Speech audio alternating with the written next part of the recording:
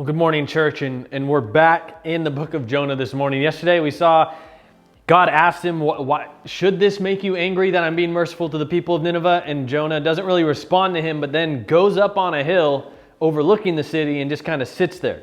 And so yesterday we ended with God provided shade for him, which you may think is kind of weird. Like, why is God allowing him to be a little more comfortable while he sits and does something that's pretty wrong? But as we see today, God was trying to teach him a little bit here in this moment. And so the last thing we read was that he was greatly pleased by this shade. So then verse 7, it says, "When dawn came the next day, God appointed a worm that attacked the plant and it withered. As the sun was rising, God appointed a scorching east wind. The sun beat down on Jonah's head so much that he almost fainted and he wanted to die. He said, it's better for me to die than to live. Then God asked Jonah, is it right for you to be angry about the plant? Yes, it's right, he replied. I'm angry enough to die. So God gives him a very tangible thing in his life that's pretty clear.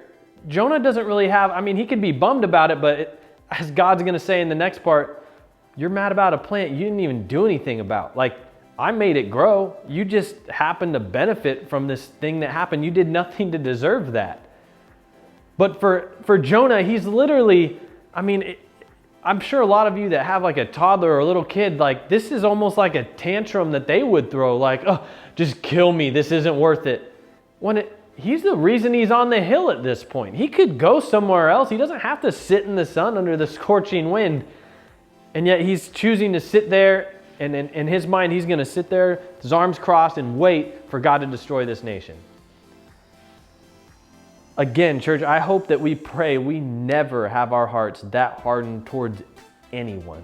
And if we do, we need to pray about that. God, I recognize I'm not seeing this person the way you do.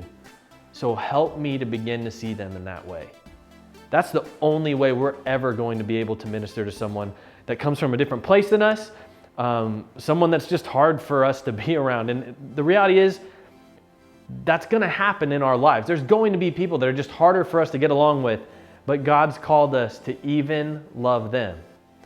And so be praying that God would help you to see how He's created them in His image, how He loves them, and why they're so important to bring the gospel to. And so tomorrow we're going to get to see how God responds to Jonah saying, he's angry enough to die and he feels like that's justified. And as you can imagine, God doesn't agree with him. So we're going to get to that tomorrow.